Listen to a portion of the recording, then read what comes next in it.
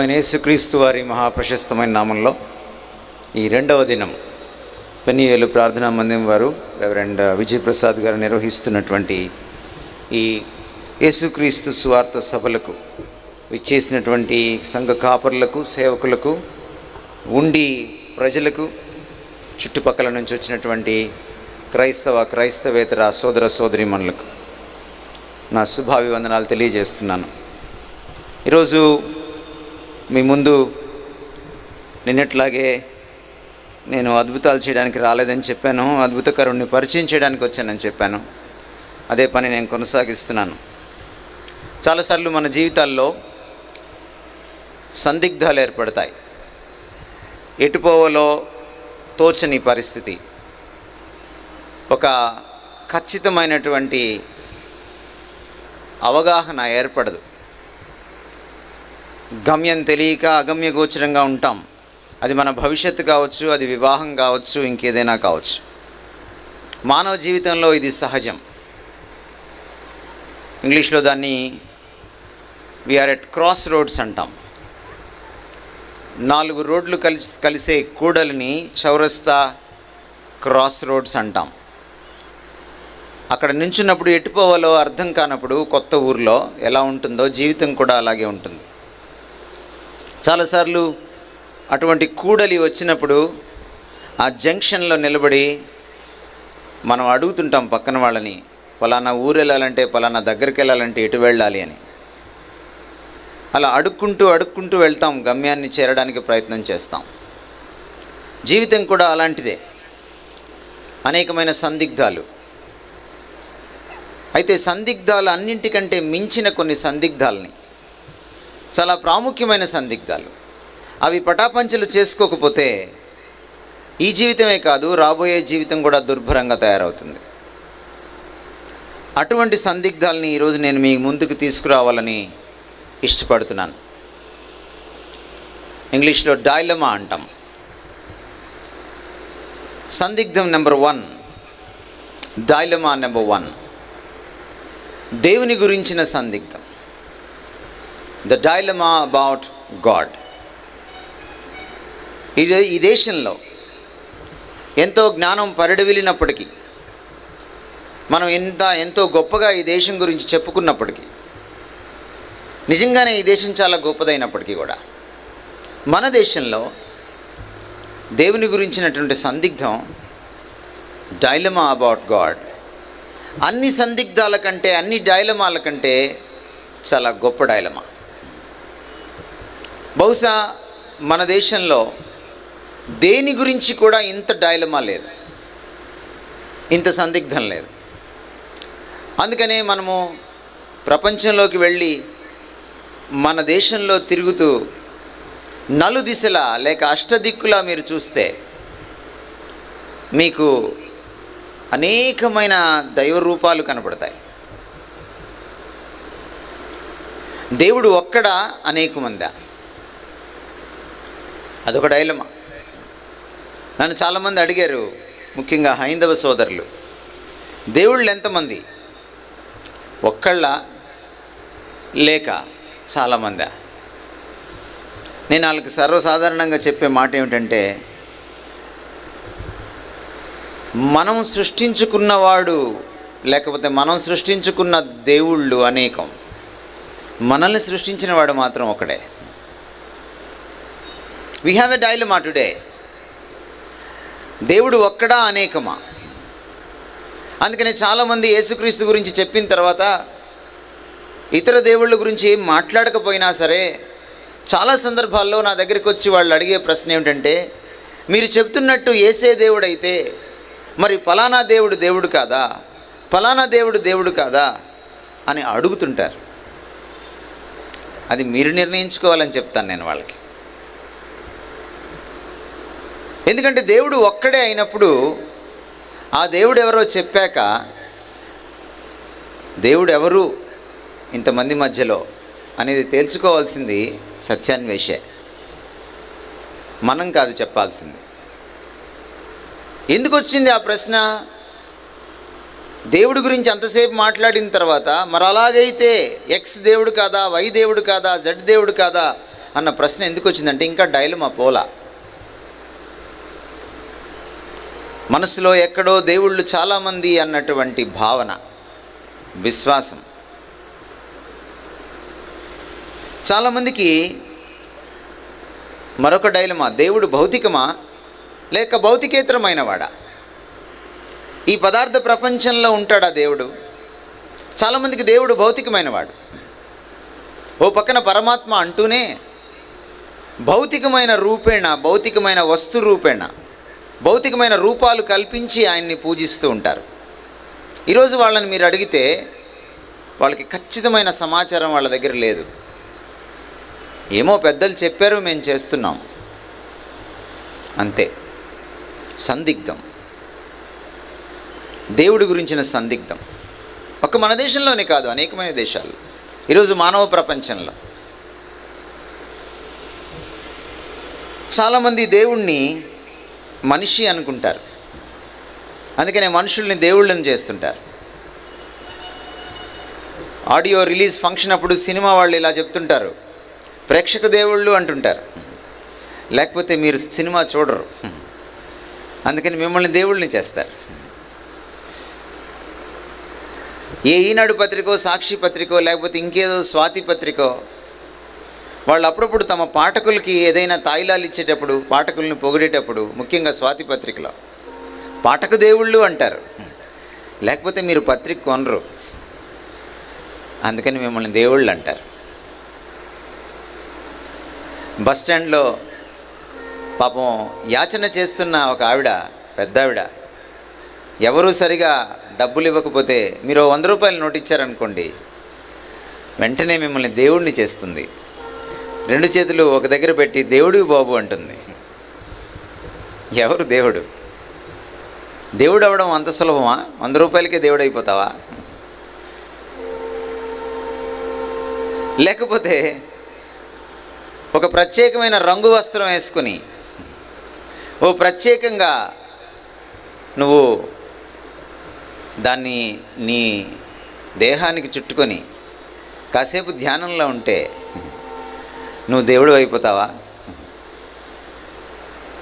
There is a dilemma today in India, in the world. Who is God?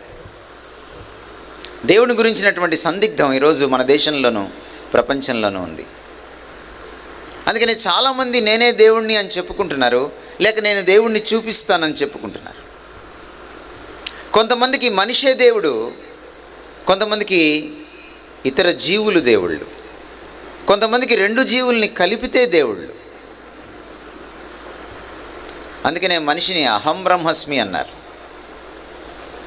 కానీ ఈ మనిషిని దేవుణ్ణి చేసినటువంటి ఈ ఫిలాసఫీ ఈరోజు సమాజంలో ఉన్నటువంటి రుగ్మతలకు జవాబు చెప్పలేదు. ఒక సత్యం పరీక్షకు నిలబడాలి. అహం బ్రహ్మస్మి అన్న స్టేట్మెంట్ సత్యమైతే, అంటే మనిషే దేవుడు అన్న స్టేట్మెంట్ సత్యమైతే, ఈ ప్రశ్నలకు జవాబు దొరకాలి, చెప్పాలి. దేవుడికి మతిమరుపు ఉంటుందా? మీరు చెప్పాలి. దేవుడికి మతిమరుపు ఉంటే ఆయన దేవుడు అవుతాడా? మనం నిన్న చూసాం, దేవుడు జ్ఞానంలో ఉన్నతుడు, అనంతుడు. సర్వజ్ఞానం, అనంత జ్ఞానం ఉన్నవాడికి మతిమరుపు ఎక్కడుంటుంది? దేవుడు, నువ్వు దేవుడట, నేను దేవుడట, కానీ మనం దేవుడమని మర్చిపోయామట. ధ్యానం చేస్తే, యోగా చేస్తే మనలో ఉన్న దేవుణ్ణి మనమే తెలుసుకుంటామట. అదేమిటి? దేవుడు తాను మర్చిపోతాడా తాను దేవుడిని అన్న సంగతి? ఇంకో గురువుగారు వచ్చి నాకు చెప్పాలా నేను దేవుడిని అన్న సంగతి? అంటే ఆయన ఎవరు మరి? ఆయన దేవుడి కంటే గొప్పవాడా? ఈ ప్రపంచంలో దేవుడి కంటే గొప్పవాడు, ఈ విశ్వంలో దేవుడి కంటే గొప్పవాడు ఉంటాడా? ఉంటే ఆయనే దేవుడు అనొచ్చుగా, ఈయన ఎందుకు అండం? దేవుడు అంటేనే అందరికంటే ఉన్నతుడు. అది దేవుడి డెఫినేషన్. ఏ మతం అడిగినా చెప్తుంది. దేవుడికే తాను దేవుడిని మర్చిపోతే గుర్తు చేసేటువంటి గురువు ఆయన ఎవరు మరి? నేను కళ్ళు మూసుకొని ధ్యానం చేస్తే నేను దేవుడిని తెలుసుకుంటానా? ఎంత అసంబద్ధమైన ఐడియా ఇది. రెండో ప్రశ్న, అహం బ్రహ్మస్మి అన్నది సత్యమైతే, అంటే మనిషే దేవుడు అన్నది సత్యమైతే, ఈరోజు నేరాలు ఘోరాలకు కారణం ఎవరు? చంపుతున్నది ఎవరు? రేప్ చేస్తున్నది ఎవరు? దోచుకుంటున్నది ఎవరు? నల్లధనాన్ని కూడబెట్టుకుంటున్నది ఎవరు? మోసం చేస్తున్నది ఎవరు? అబద్ధాలు ఆడుతున్నది ఎవరు? భార్యకు తెలియకుండా సెటప్పులు పెట్టేది ఎవరు? కూతురిని కూడా చూడకుండా అత్యాచారం చేసే తండ్రులు ఎవరు? ప్రియుడి కోసం కన్న బిడ్డల్నే రాచి రంపాన పెట్టే తల్లులు ఎవరు? పేపర్లో చదవట్లేదా? వీళ్ళంతా దేవుళ్ళేనా? అహం బ్రహ్మస్మి అనేవాళ్ళు జవాబు చెప్పాల్సినటువంటి విషయాలు ఇవి. నడి రోడ్డు మీద నరికేస్తున్నారే, వాళ్ళెవరు? అప్పుడప్పుడు మన కాలు ఎవరికైనా తగిలితే దేవుడికి కాలు తగిలిందని లెంపలేసుకుంటాం కదా. దేవుడి కాలు దేవుడికి తగిలితే సారీ ఎవరికి చెప్తున్నావు? అప్పుడప్పుడు నీ కాలు నీకే తగిలి తట్టుకొని పడతావు, ఎవరికి సారీ చెప్తావు? ఆయన దేవుడే, నేను దేవుడే, ఇద్దరూ దేవుళ్ళు అయినప్పుడు ఎవరికి సారీ చెప్పాలి? దేవుడి కాలు దేవుడికి తగిలితే తప్పే ఉంది, మరి సారీ ఎందుకు చెప్పాలి? అంటే చెప్పినోడు మనిషి, చెప్పించుకున్నోడు దేవుడా? ఎవరు దేవుడు? మనం చేసే ప్రతి పనిలో ఈ డైలమా కనపడుతుంది. భగవంతుని గురించిన డైలమా ఈరోజు మన దేశంలో ఉంది. అన్ని ప్రశ్నల కంటే సర్వోత్తమమైన ప్రశ్న, కీలకమైన ప్రశ్న దేవుడెవరు అన్న ప్రశ్న. దేవుని గురించిన సందిగ్ధం మిగిలిన విషయాల్లోని సందిగ్ధానికి, కన్ఫ్యూజన్కి, డైలమాకి దారితీస్తుంది. ఈరోజు అనేకమైన విషయాలు మనం కన్ఫ్యూజ్ అవ్వడానికి కారణం ఏమిటి? సైన్స్ వచ్చిన తర్వాత దేవుణ్ణి సీన్లోంచి తీసివేసింది. మనకి టీవీ 9లో మాట్లాడుతూ ఉంటారు చాలాసార్లు నాస్తికులు, గోగినేని లాంటి వాళ్ళు. దేవుడు లేడని కొంతమంది, ఉన్నాడని కొంతమంది. ఏమిటి డైలమా? మీరు ఈరోజు పేపర్ చదివి ఉంటారు. ఈరోజు పేపర్లో ఒక ప్రత్యేకమైన ఆర్టికల్ వచ్చింది రోబో గురించి. చదివారా? ఒక లేడీ రోబో మాట్లాడింది మానవులను ఉద్దేశించి హైదరాబాద్లో. దాన్ని పతాక శీర్షికన వేశారు ఈనాడు, సాక్షి తదితర న్యూస్ పేపర్స్. రోబో చాలా విషయాలు చెప్పింది మానవులకి. చిన్న ప్రశ్న, అంత అందమైన, అంత తెలివి కలిగిన, అంత సునిశ్చితమైన మాటలు మాట్లాడగలిగిన ఆ రోబో గురించి రాస్తూ 62 హావభావాల్ని మార్చగలదట ఆ రోబో. 62 హావభావాల్ని, ఫేషియల్ ఎక్స్ప్రెషన్స్ని. ఆ రోబో తనంతట తానే ఉనికిలోకి వచ్చిందా? ఎవరైనా తయారు చేశారా? ఎవరైనా ఇట్టేగా చెప్తారు మనిషి చేసుకున్నాడు రోబోని అని. హ్యూమనైడ్ రోబో అది, అంటే మనిషికి ప్రతీకగా చేసినటువంటి ఒక రోబో. మరి అంత అద్భుతమైన రోబో తయారు చేయడానికి ఓ తెలివి కలిగిన మనిషి కావాలి. మరి మనిషి అంతటి వాడిని తయారు చేయడానికి దేవుడు అక్కర్లేదా? నాస్తికులు ఎక్కడున్నారు? వాళ్ళ బుర్రలు ఎక్కడున్నాయి? ఒకవేళ రోబో కానీ గాలివాన్లో పుట్టుంటే, సునామీలో పుట్టుంటే, భూకంపంలో పుట్టుంటే, తనంతట తానే ఉనికిలోకి వచ్చుంటే నేను కూడా నాస్తికుడిని అయిపోతాను. ఎందుకంటే మనిషి కూడా తనంతట తానే ఉనికిలోకి రావడానికి అవకాశం ఉంది. మనిషి కంటే ఎంతో చిన్నదైన రోబో. ఇద్దరు రోబోలకి పెళ్లి చేయమనండి, పిల్లలు పుడతారేమో చూద్దాం. అంత సీన్ లేదు. మనిషి అంత సీన్ రోబోకి ఈరోజు ఉందా? లేదు. సృష్టికర్త ఎప్పుడు సృష్టము కంటే గొప్పవాడు. మనిషి ఎప్పుడు రోబో కంటే గొప్పవాడు. రోబోని సృష్టించడానికి మనిషి అంత మేధావి కావాలంటే మనిషిని సృష్టించడానికి ఇంకెంత పెద్ద మేధావి కావాలి. ఆయన మనిషి కంటే ఇంకెంత పెద్ద మేధావి, గొప్పవాడై ఉండాలి. నాస్తికులు కాస్త ఇంగిత జ్ఞానం ఉపయోగిస్తే వాళ్ళకి అర్థమైపోతుంది కదా దేవుడున్నాడని. ఈరోజు దేవుని గురించిన డైలమా క్లాస్ రూమ్లో ఉంది, కాలేజీలో ఉంది, క్యాంపస్లో ఉంది, రచ్చబండ దగ్గర ఉంది, దేవాలయం దగ్గర ఉంది, ఎక్కడ చూసినా ఉంది. అందుకనే దేవుణ్ణి తెలుసుకోవడం చాలా ప్రాముఖ్యమైన విషయం. నేను నిన్న చెప్పినట్టుగా దేవుడే దేవుణ్ణి పరిచయం చేసుకోగలడు, ఇంకెవరూ చెప్పలేరు. మీకు ఈ పాత సినిమా పాట గుర్తుండుంటుంది. గోదావరి జిల్లా ఇది, మీ జిల్లాకు సంబంధించిన పాటే.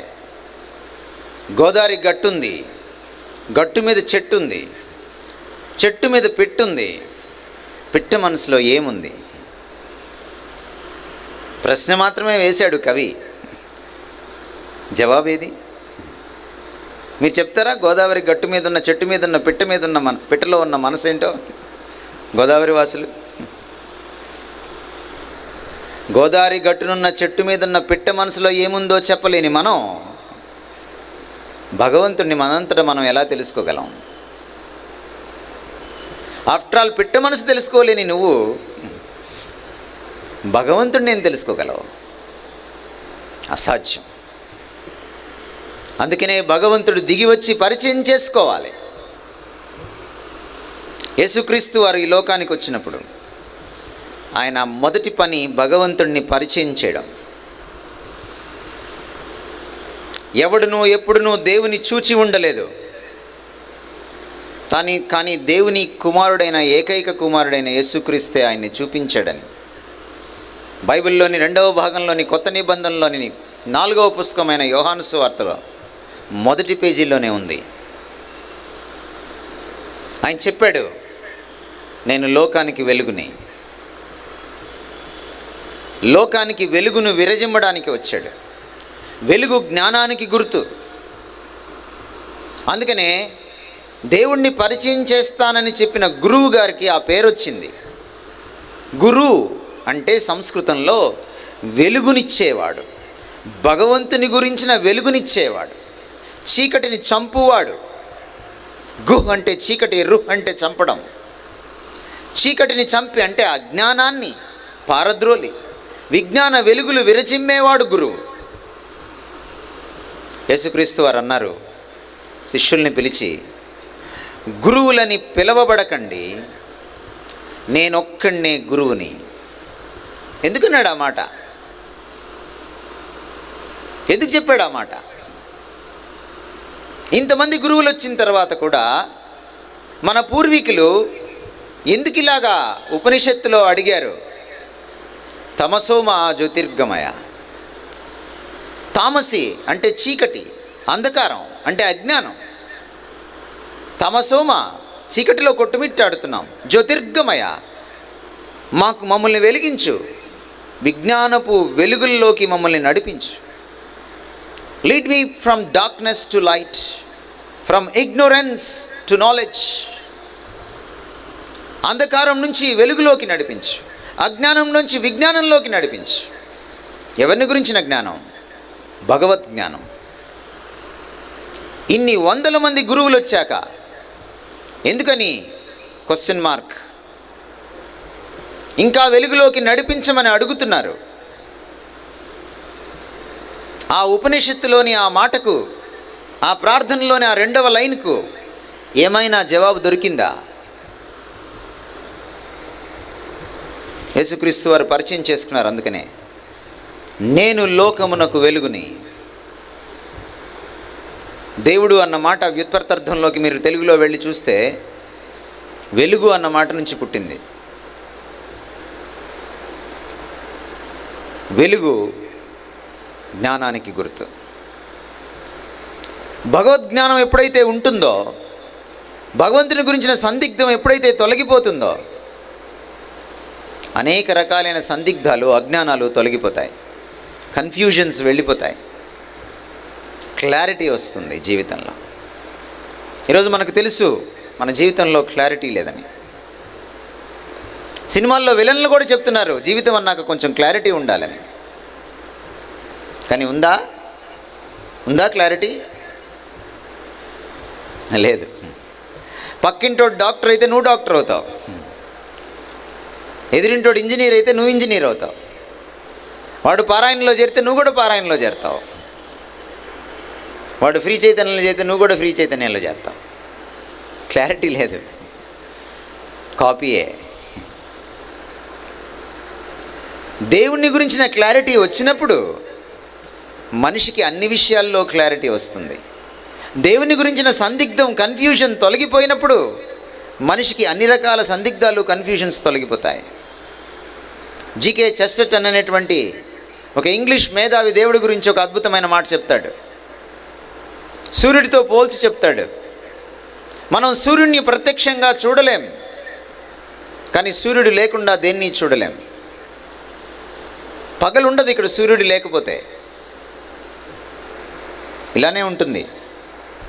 కరెంటు పోయిందంటే మళ్ళీ భయంకరమైన చీకటి.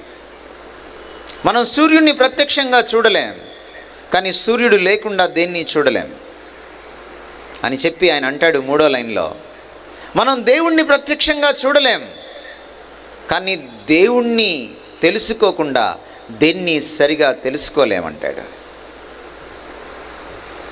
నిన్ను నువ్వు తెలుసుకోవాలన్నా, ప్రపంచాన్ని తెలుసుకోవాలన్నా, జీవితాన్ని అర్థం చేసుకోవాలన్నా, భవిష్యత్తు నీకు అర్థం కావాలన్నా, ఈరోజు దేవుడి గురించి మొదట నీకు అర్థం కావాలి.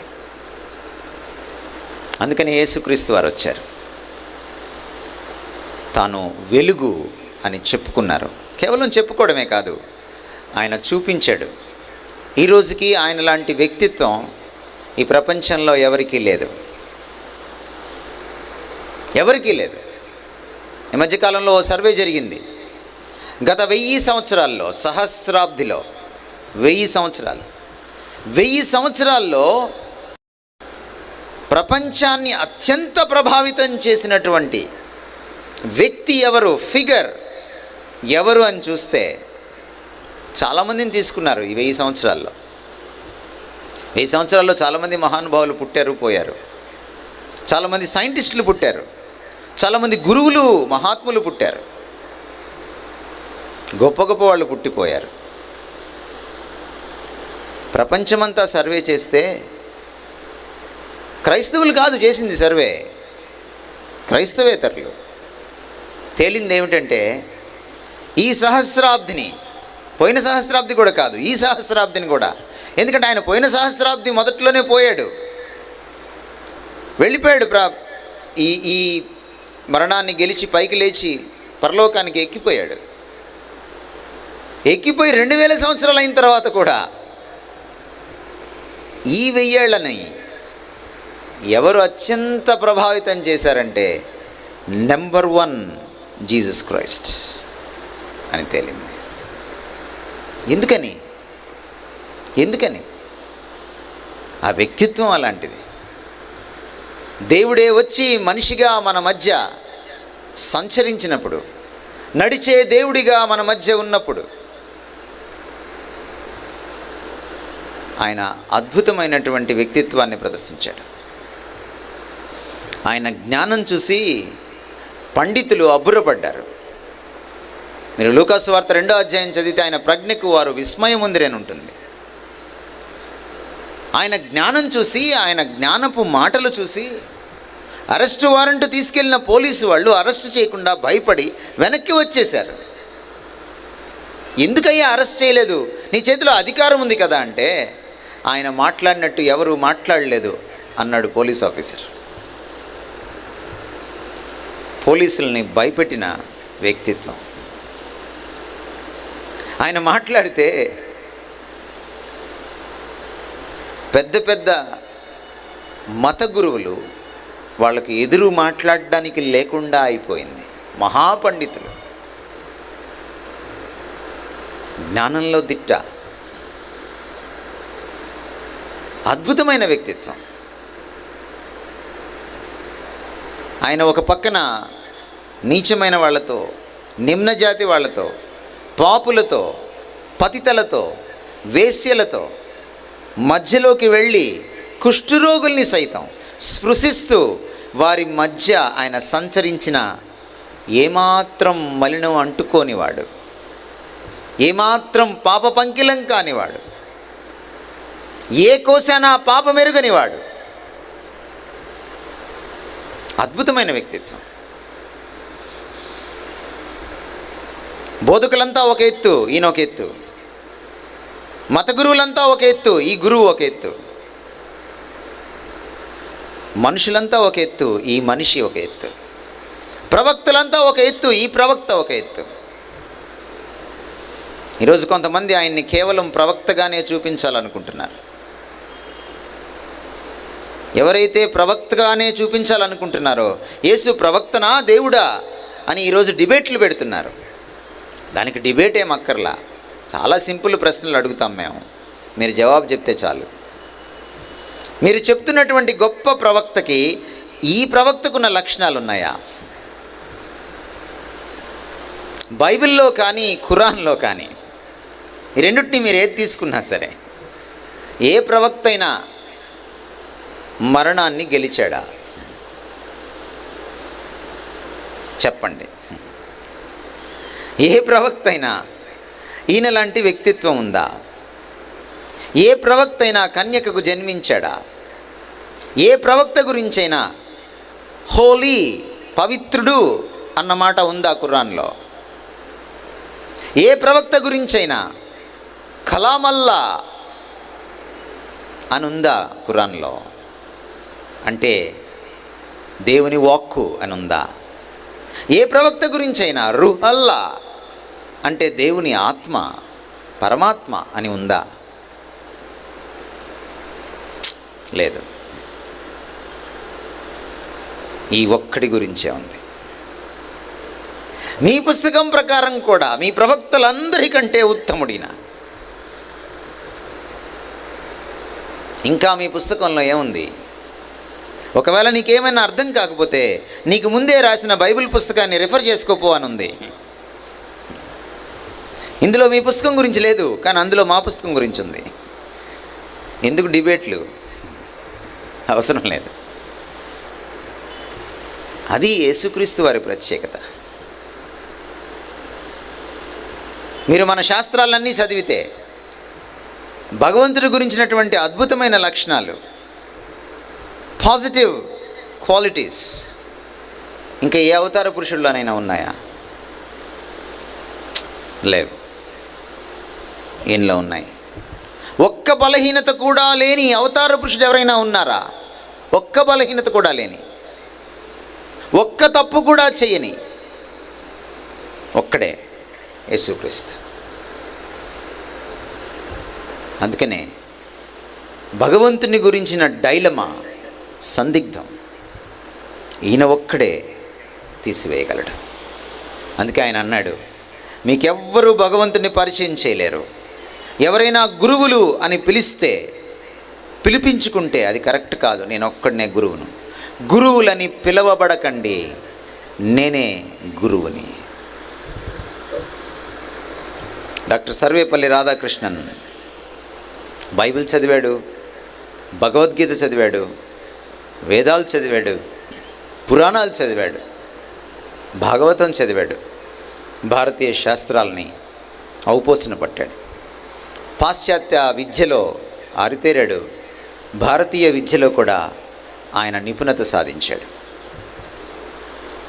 భారతదేశంలోని మత సారాంశాన్నంతటినీ ఒక్క పుస్తకంగా, ఒక్క సంకలనంగా రచించినవాడు.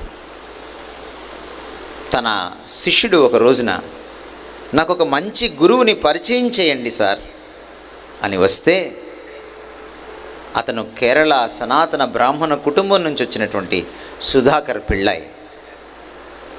సర్వేపల్లి రాధాకృష్ణన్ ఓ చిన్న పుస్తకం తీసుకొచ్చి ఆయన చేతిలో పెట్టాడు. ఏమిటా పుస్తకం? యేసుక్రీస్తు వారి గురించిన జీవిత చరిత్రకు సంబంధించిన పుస్తకం. ఏమిటా పుస్తకం?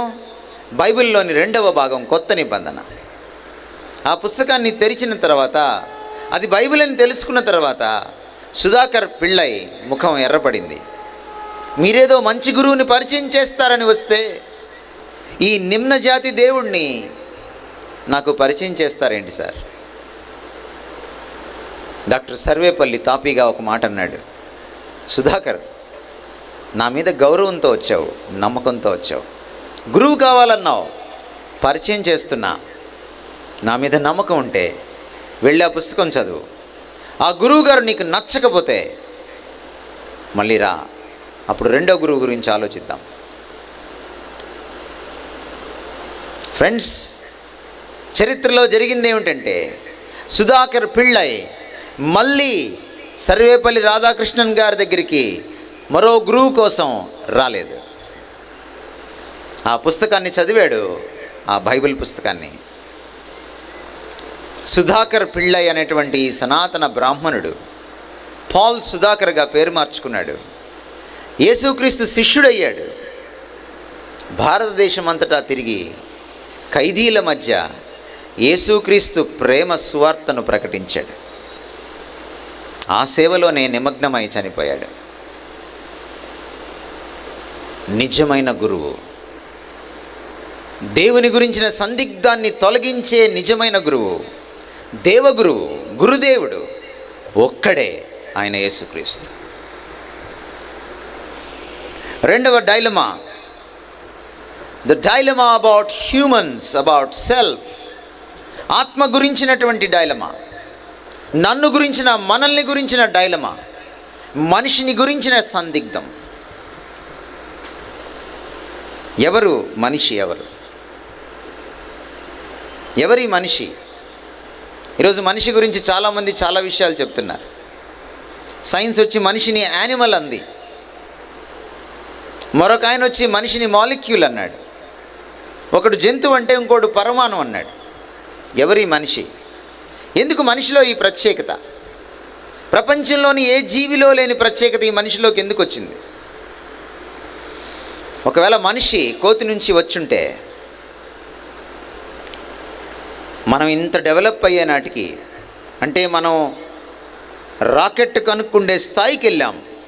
చంద్రమండలంలోకి వెళ్ళిపోగలిగినటువంటి రాకెట్ని కనుక్కోగలిగిన స్థాయికి, అంగారకుడి మీదకి పాత్ ఫైండర్ని పంపించగలిగేటువంటి స్థాయికి ఎదిగితే కనీసం ఓ సైకిల్ అన్నా కనుక్కోగలగాలి కదా కోతి ఈ పాటికి. సైకిల్ వద్దులండి, మన చిన్న పిల్లలు అట్టపెట్టెలతోటి ఓ చిన్న లారీనో కారునో చేసి దానికి ఓ తాడు కట్టి ఇంట్లో తిప్పుతూ ఉంటారు చిన్నప్పుడే.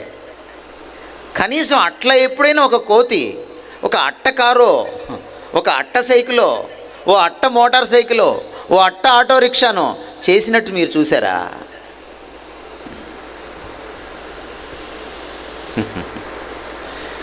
మనిషి కోతి నుంచి వచ్చాడా? అదేలా? నేను శ్రీకృష్ణదేవరాయ యూనివర్సిటీలో అనంతపూర్లో మాట్లాడుతున్నప్పుడు దాదాపు 18 సంవత్సరాల క్రితం మనిషి కోతి నుంచి రాలేదు అన్న సెమినార్ తీసుకుంటున్నప్పుడు head of the department, zoology department పైన కూర్చున్నారు స్టేజ్ పైన. అయిపోయిన తర్వాత ప్రశ్నోత్తరాల సమయం స్టార్ట్ అయింది. ఒక కుర్రాడు లేచి, ఒక స్కాలర్, యూనివర్సిటీ స్కాలర్, నన్ను అడిగాడు, ఏంటి సార్ మీరు మనిషి కోతి నుంచి రాలేదు, జంతువు నుంచి రాలేదని చెప్తున్నారు? కోతి కూడా ట్రైనింగ్ ఇస్తే చాలా విషయాలు మనిషిలాగే చేస్తుంది, చాలా పక్షులు మనిషిలాగే మాట్లాడతాయి, చాలా జంతువులు మనిషిలాగా ప్రవర్తిస్తాయి అని నన్ను అడిగాడు. అప్పుడు నేను అతన్ని ఒక చిన్న ప్రశ్న అడిగాను. వాటికి ట్రైనింగ్ ఎవరిచ్చారు అని అడిగాను. మనిషికి ట్రైనింగ్ ఇస్తే మనిషే ఇస్తాడు, కోతికి లేకపోతే పక్షికి అలా మాట్లాడడానికి ఎవరు ట్రైనింగ్ ఇస్తారు? మళ్ళీ మనిషే ఇవ్వాలి అనగానే కాలేజీలో వాళ్ళందరూ నవ్వేశారు. వాళ్ళకి అర్థమైపోయింది. కోతి తనంతట తానే ట్రైనింగ్ ఇచ్చుకొని అది ఒక భాష రాయగలిగితే, కోతి నేను కోతిని అని 4 అక్షరాలు రాయమనండి చాలు, తనంతట తానే ట్రైనింగ్ ఇచ్చుకొని.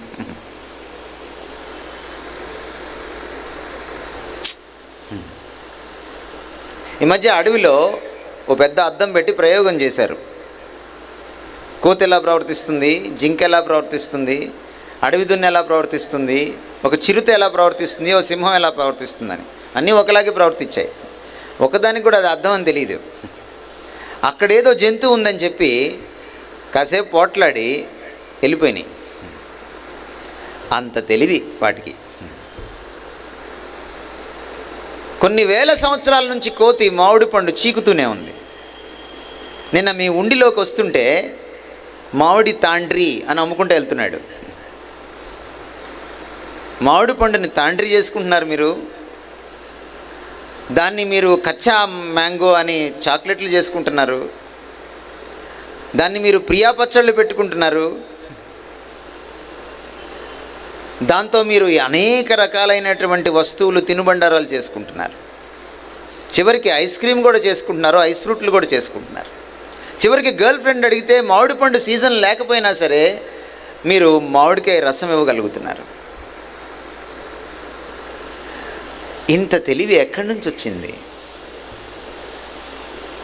బైబిల్ మొదటి పేజీలో చెప్తోంది, మనిషిని దేవుడు ప్రత్యేకంగా సృజించాడు. ఈరోజు రోబో అలా ఎందుకు మాట్లాడుతోంది? రోబోలో 62 రకాల హావభావాలు, ఎక్స్ప్రెషన్స్ ఎక్కడి నుంచి వచ్చాయి? రోబోకి అన్ని తెలివితేటలు, అన్ని ఫీలింగ్స్, అన్ని ఇమోషన్స్ ఎక్కడి నుంచి వచ్చాయి? మనిషి తన పోలికలో రోబోని చేసుకున్నాడు. అందుకనే రోబో మనిషి పోలికలో కనపడుతోంది. మనిషి ప్రదర్శించినటువంటి ఆ సామర్థ్యాల్ని ప్రదర్శిస్తోంది. దేవుడు కూడా మనిషిని తన పోలికలో చేసుకున్నాడు. అందుకనే ఆయనకు సృజనాత్మకత ఉంది, నీకు సృజనాత్మకత ఉంది. ఆయనకు భావావేశాలు ఉన్నాయి, నీకు కూడా ఉన్నాయి. ఆయనకు తెలివితేటలు ఉన్నాయి, నీకు కూడా ఉన్నాయి.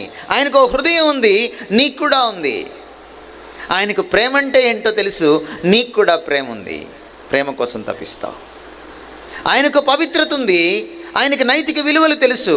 అందుకనే నీకు కూడా నీతి న్యాయాలు ఏంటో తెలుసు. అందుకనే ప్రపంచంలోని ఏ జీవి ఇన్ని వేల సంవత్సరాలుగా ఎక్కడ వేసిన గొంగలి అక్కడిలాగే ఉంది. No development.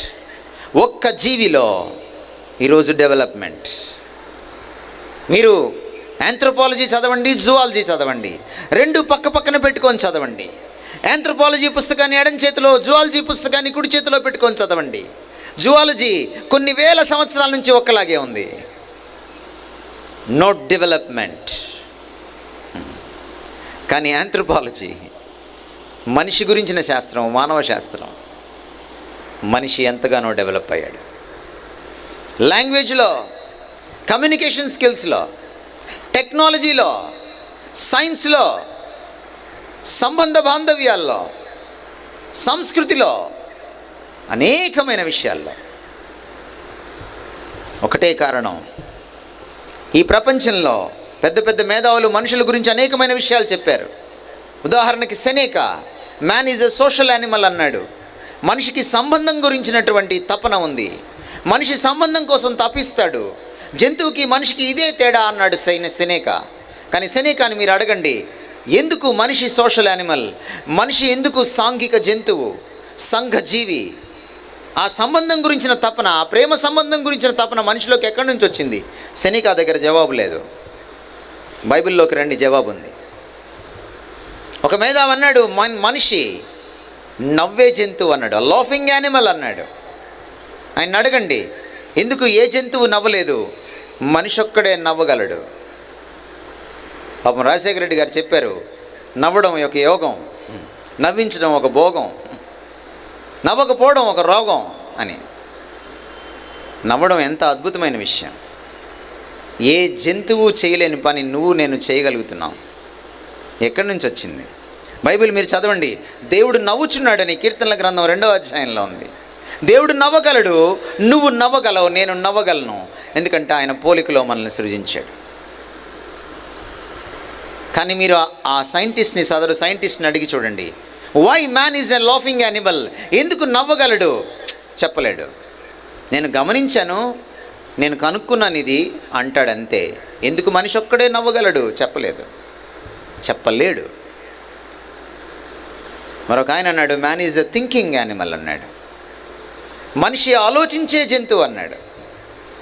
అడగండి ఆ సైంటిస్ట్ చొక్కా పట్టుకొని, ఆ సైకాలజిస్ట్ని అడగండి, ఎందుకు మనిషి ఒక్కడే ఆలోచించగలడు, ఆలోచనాపరుడు? నాకు తెలియదయ్యా. కానీ జంతువులకు లేని ఆలోచన, మేధ మనిషికి ఉంది. ఇది మాత్రం నేను గమనించాను, ఇది వాస్తవం అని మాత్రమే చెప్పగలడు. కానీ మీరు బైబిల్లోకి రండి, ఇందులో ఉంది మన దేవుడు మనల్ని అందరినీ సృజించిన దేవుడు, ప్రతి మతాన్ని, ప్రతి కులానికి సంబంధించినటువంటి వాడిని సృష్టించిన దేవుడు, ప్రతి దేశానికి, విదేశానికి సంబంధించిన వాడిని సృష్టించిన ఏకైక సృష్టికర్త అయిన దేవుడు ఆలోచనాపరుడు. అందుకనే మనం ఆలోచనాపరులం. మనిషిని గురించిన డైలమా బైబిల్ దగ్గరకు వచ్చినప్పుడు తొలగిపోతుంది. ఈరోజు మానవ సమాజంలో ఎందుకు ఇన్ని సమస్యలు వచ్చాయి మీరు ఎప్పుడైనా ఆలోచించారా? ఈరోజు మనకు అనేకమైనటువంటి రోగాలు ఉన్నాయి. కేవలం క్యాన్సరో, లేకపోతే ఎయిడ్సో, లేకపోతే టైఫాయిడో, లేకపోతే హెపటైటిస్ బినో కాదు. మన సామాజిక రోగాలు చాలా ఉన్నాయి మనకి. ఈరోజు కులం అనే రోగం ఉంది మనకి. ఎవరిని చొక్కా పట్టుకుంటే వాళ్ళ కులాన్ని నిరూపించుకునే పరిస్థితి లేదు. తహసీల్దార్ దగ్గర నుంచి సర్టిఫికెట్ తెచ్చుకోవడం తప్ప మన కుల మూలాలు ఎవ్వరికీ తెలియదు. అసలు అది ఉంటేగా తెలియడానికి. ఎవరి కులం వారికి గొప్ప. కులం అనే పెద్ద రోగం వల్ల భారతదేశం వెనకపడిందని, ఆధునిక భారతదేశం వెనకబడడానికి ఇది ఒక ప్రధాన కారణమని క్రైస్తవులు మాత్రం అనలా. స్వామి వివేకానంద వారు అన్నారు. The complete works of Swami Vivekananda volume 5 5వ సంపుటి మీరు చదవండి. అందులో ఆయన చెప్పిన మాట ఇది. భారతదేశం వెనకబడడానికి ఒక ప్రధాన కారణం కులం. ఎవడు తీసేస్తాడు ఈ రోగాన్ని? మీరు ప్రతి ఆగస్టు 15 రోజున, జనవరి 26 రోజున జెండా ముందు నిలబడి సెల్యూట్ కొట్టి అబద్ధం చెప్తారు. ఏమిటా అబద్ధం? భారతదేశం నా మాతృభూమి, నేను నా దేశంను ప్రేమించుచున్నాను. నిజంగానా? భారతీయులందరూ నా సహోదరులు. అదే రోజు సాయంత్రం మీ అమ్మాయికి పెళ్లి చూపులైతే వేరే కులం వాడికి మీ అమ్మాయికి పెళ్లి చూపులు జరగవు.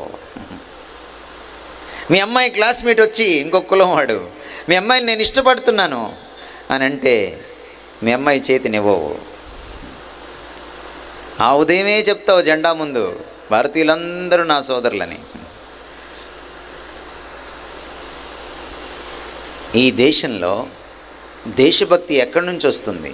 దేశభక్తిని చంపేటువంటి విషయం కాదా కులం? ఈ దేశంలో ధనిక పేద తేడా లేదా? ఈ దేశంలో డబ్బున్నోడికి ఒకటి, డబ్బు లేనివాడికి ఒకటి లేదా?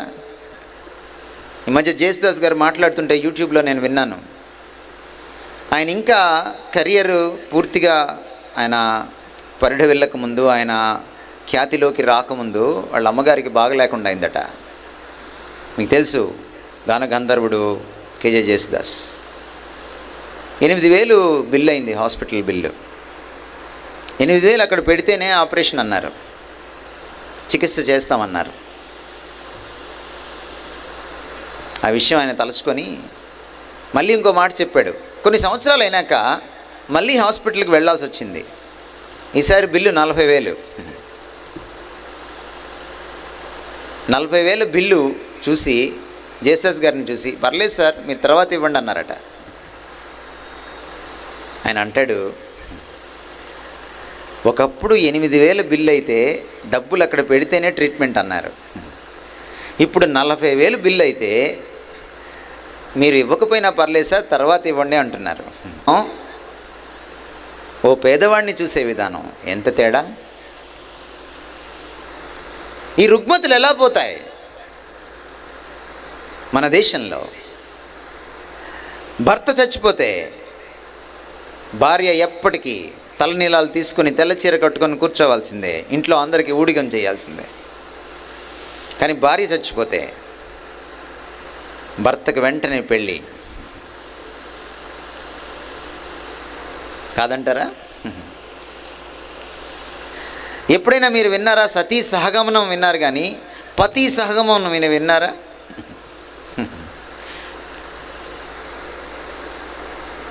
భర్త చచ్చిపోతే ఆ చితిమంట మీద భార్యని తగలబెట్టచ్చు, కానీ భార్య చచ్చిపోతే ఆ చితిమంట మీద భర్త తగలబెట్టడం ఎప్పుడైనా మీరు విన్నారా? మన ధర్మశాస్త్రాలు చదివితే స్త్రీ తప్పు చేస్తే ఒక శిక్ష, పురుషుడు తప్పు చేస్తే మరో శిక్ష. నిమ్నజాతి వాడు తప్పు చేస్తే ఓ శిక్ష, పెద్ద కులం వాడు తప్పు చేస్తే మరో శిక్ష.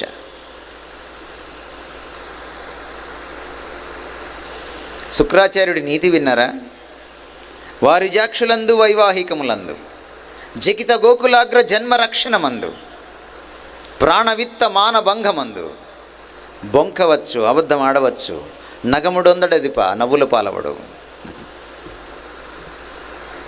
ఏమి అగ్రకులాల వాళ్ళ ప్రాణాన్ని రక్షించేటప్పుడు మాత్రమేనా అబద్ధం ఆడవచ్చు? మరి మిగిలిన కులాల సంగతి ఏమిటి? వివక్ష కనపడుతుందా? చకిత గోకులాగ్ర జన్మ రక్షణమందు, గోవుల్ని చంపితే కూడా ఆ సమయంలో కూడా అబద్ధాలు ఆడచ్చు.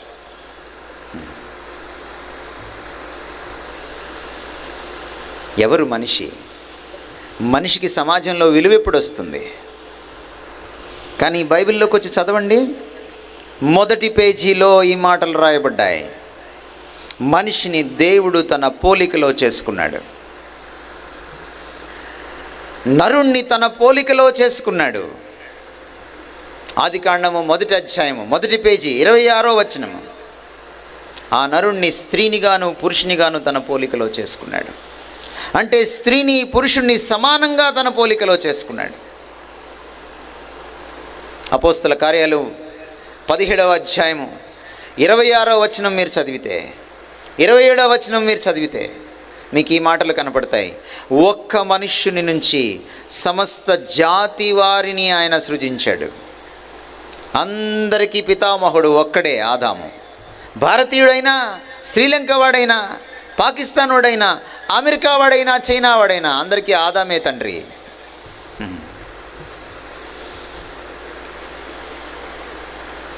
బైబిల్ ప్రకారం మన ప్రతిజ్ఞ కరెక్ట్. భారతదేశము నా మాతృభూమి, నా దేశమును నేను ప్రేమించుచున్నాను, భారతీయులందరూ నా సోదరులు. ఎందుకని? అందరూ ఆదాము నుంచే వచ్చారు కాబట్టి, అందరికీ ఆ సృష్టికర్తే కర్త కాబట్టి. దేశభక్తికి పునాది వేసే దైవభక్తికి సంబంధించిన పుస్తకం ఇది. తోటి భారతీయుణ్ణి తన మన ఇహ పర భేదాలు లేకుండా, కులమత భేదాలు లేకుండా, లింగ ప్రాంత భేదాలు వివక్షలు లేకుండా, ధనిక పేద తారతమ్యాలు లేకుండా ప్రేమించడానికి పురికొలిపేటువంటి పునాదిని, ఐడియాలజీని, భావావేశాన్ని, భావజాలాన్ని ఇచ్చేటువంటి పుస్తకం బైబిల్. ఈ పుస్తకాన్ని తగలబెడితే ఈ దేశానికి చేస్తున్న మేలు ఆగిపోతుంది. ఈ పుస్తకం ఈరోజు ఈ దేశంలో మదర్ తెరిసా ఉందంటే ఈ పుస్తకాన్ని బట్టే ఉంది. ఈరోజు ఈ దేశంలో కుష్ఠరోగుల్ని తగలపెడుతున్న రోజుల్లో వాళ్ళకి రిహాబిలిటేషన్ కట్టి, సెంటర్స్ కట్టి, అనాథలకు ఆశ్రమాలు లేని రోజుల్లో అనాథాశ్రమాలు పెట్టి, స్త్రీలను సరిగా చూడని రోజుల్లో వారిని సమానంగా చూసి వారికి కూడా పాఠశాలలు పెట్టి, కులాన్ని బట్టి చదువుకోవడానికి వసతి కల్పిస్తే అన్ని కులాల వాళ్ళు చదువుకోవడానికి సమాన హక్కు కల్పించి, పాఠ్యపుస్తకాలు లేనప్పుడు పాఠ్యపుస్తకాలు అచ్చువేయడానికి ప్రింటింగ్ ప్రెస్ తీసుకొచ్చి, వాటిని ట్రాన్స్పోర్ట్ చేయడానికి ట్రాన్స్పోర్టేషన్ లేనప్పుడు రైలు ఇంజన్ని పరిచయం చేసి, లాంగ్వేజ్ సరిగా డెవలప్ కానప్పుడు భారతదేశంలోని వందల భాషలకు, తెలుగు భాషకు సైతం గ్రామర్ని, లిపిని డెవలప్ చేసి భారతీయుల్ని విద్యావంతులుగా చేసి తత్ఫలితంగా స్వాతంత్ర్యం రావడానికి పరోక్షంగా పునాది వేసి భారతదేశానికి, ఆధునిక భారతదేశానికి, దాని నిర్మాణానికి, జాతి నిర్మాణానికి తమ దేశం కాకపోయినా పాటుపడినటువంటి క్రైస్తవ విదేశీ మిషనరీలు ఎక్కడి నుంచి వచ్చారు? ఈ పుస్తకం చదవడం వల్ల వచ్చారు.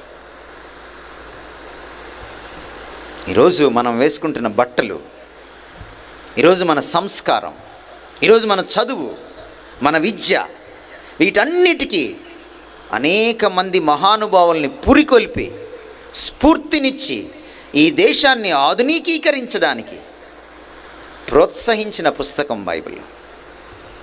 అందుకనే మనిషి గురించినటువంటి ఆరోగ్యకరమైన అవగాహనను ఇచ్చేది బైబిల్. ఏ సమాజాన్ని బైబిల్ ప్రభావితం చేస్తుందో ఆ సమాజంలో సమసమాజ న్యాయం ఉంటుంది. అది కమ్యూనిజం వల్ల రాదు, లేకపోతే మరొక రాజకీయ పార్టీ వల్ల రాదు.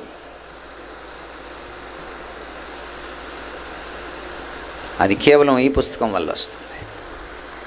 అందుకనే పరలోకంలో మీరు చూసినప్పుడు అక్కడ అన్ని భాషల వాళ్ళు ఉంటారు, అన్ని జాతుల వారు ఉంటారు, అన్ని సంస్కృతుల వాళ్ళు ఉంటారు. ఈరోజు క్రీస్తు సంఘం దానికి ప్రతీకగా భూమి మీద నిలుచుంది.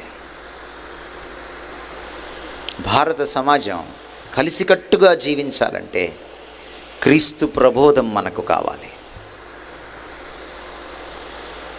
ఎందుకు నా తోటి మనిషిని నేను ప్రేమించలేను? ఎందుకంటే అహంభావం, నేను గొప్ప. మీ ఊర్లో నేను నిన్నటి నుంచి తిరుగుతున్నాను, ఉండి నుంచి భీమవరంకి, భీమవరం నుంచి ఉండికి. మీ ఊర్లో నాకు ఒక విషయం కనపడింది, ఫ్లెక్సీల పిచ్చి కనపడింది.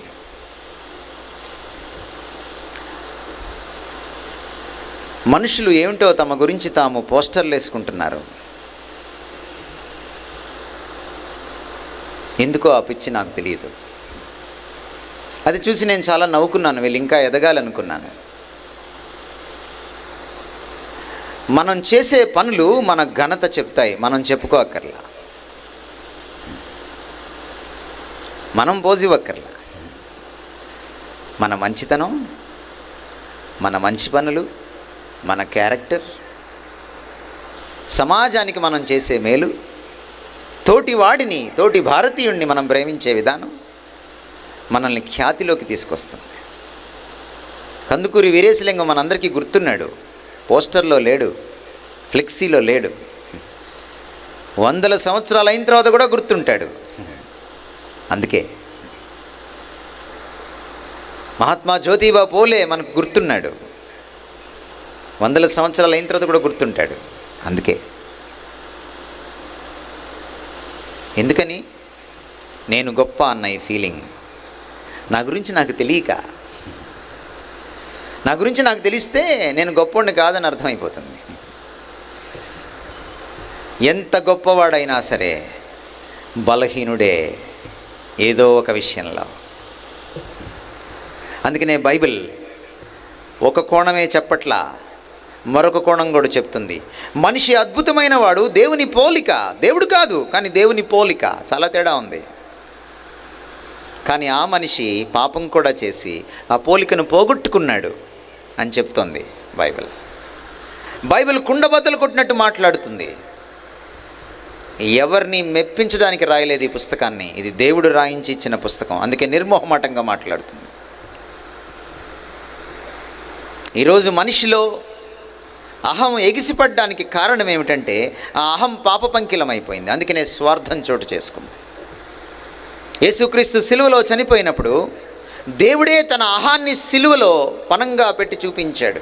నేను దేవుణ్ణి, మీకోసం క్రిందికి దిగి వచ్చాను, పరమ పవిత్రుణ్ణి, పాపము మనసులో కూడా ఆలోచనలో కూడా లేనివాణ్ణి, పాపపంకిలమైన మీ మధ్య జీవించాను, మీ పాపాన్ని నా మీద వేసుకున్నాను, నిస్సహాయుడిగా చనిపోయాను, అవమానాన్ని భరించాను, తగ్గించుకున్నాను, వినయభావాన్ని చూపించాను, దాసుడిగా చూపించుకున్నాను. ఎందుకు ఇదంతా చేశాడు? మీరు కూడా అలా ఉండొచ్చు అని చూపించడానికి. సిలువలో ఎవరైతే సిలువ దగ్గరికి వస్తారో వాళ్ళ అహం సిలువలో చచ్చిపోతుంది. కొత్త అహాన్ని ఆయన ఇస్తాడు.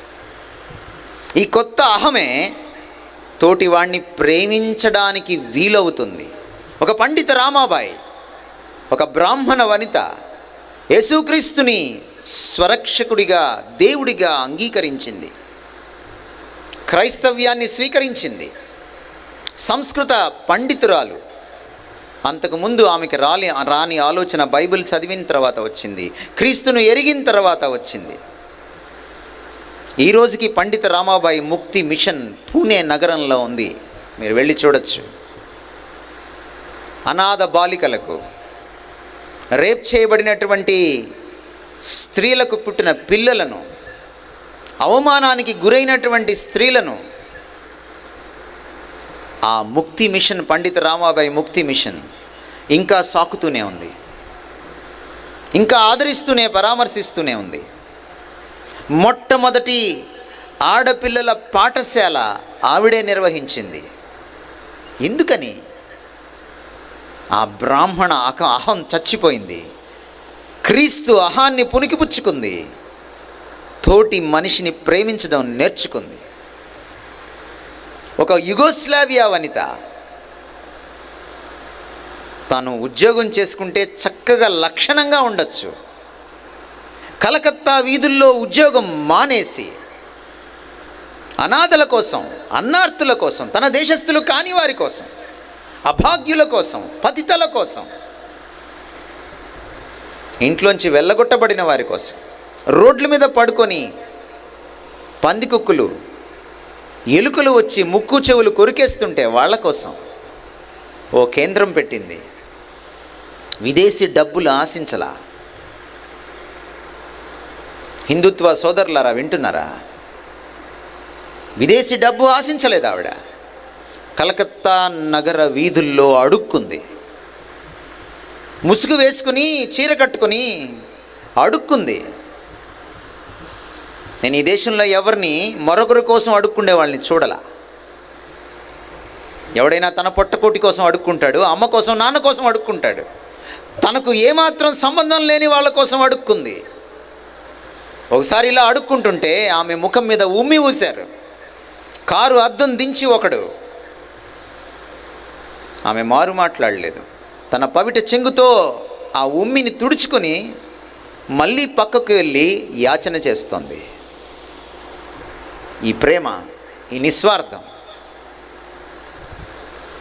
ఏమైపోయింది? ఆమె అహం ఏమైపోయింది? ఆమె ఆత్మగౌరవం సిలువ దగ్గర పణంగా పెట్టింది. వాళ్ళ ఆత్మగౌరవం కోసం తన ఆత్మగౌరవాన్ని కాలరాసుకునేటువంటి ప్రేమ. ఇదిగో ఈ పుస్తకం పరిచయం చేసింది, క్రీస్తు పరిచయం చేశాడు. అందుకనే క్రీస్తు సిలువ సామాజిక రుగ్మతల్ని బాగు చేస్తుంది, సామాజిక జబ్బుల్ని బాగు చేస్తుంది, సమాజంలో ఉన్న అసమానతను తొలగిస్తుంది. ఎందుకంటే నా అహాన్ని, నా ఆత్మను, పాపపంకిలమైన నా ఆత్మను, నిన్న నేను చెప్పాను, పాపపంకిలమైన అహాన్ని కడిగివేస్తుంది తన సిలువ రక్తంతో. మూడవ dilemma, the dilemma about morality. నీతి న్యాయాల గురించిన, నైతికత గురించినటువంటి సందిగ్ధం. మా చిన్నప్పుడు లంచం తీసుకుంటే, అవురా లంచం తీసుకున్నాడా, పోలీసులకు దొరికిపోయాడా అనేవాళ్ళు. ఈ రోజుల్లో లంచం తీసుకోకపోతే లంచం తీసుకోడా అంటున్నారు. అప్పుడు లంచం తీసుకోవడం బ్రేకింగ్ న్యూస్, ఇప్పుడు లంచం తీసుకోకపోతే బ్రేకింగ్ న్యూస్. మారిపోయింది. మా చిన్నప్పుడు అబ్బాయిలే అమ్మాయిలకి ప్రపోజ్ చేసేవాళ్ళు, అబ్బాయిలే అమ్మాయిల్ని చూసేవాళ్ళు. ఇప్పుడు అమ్మాయిలు ఆరితేరిపోయారు. నైతిక విలువలు మారిపోయాయి.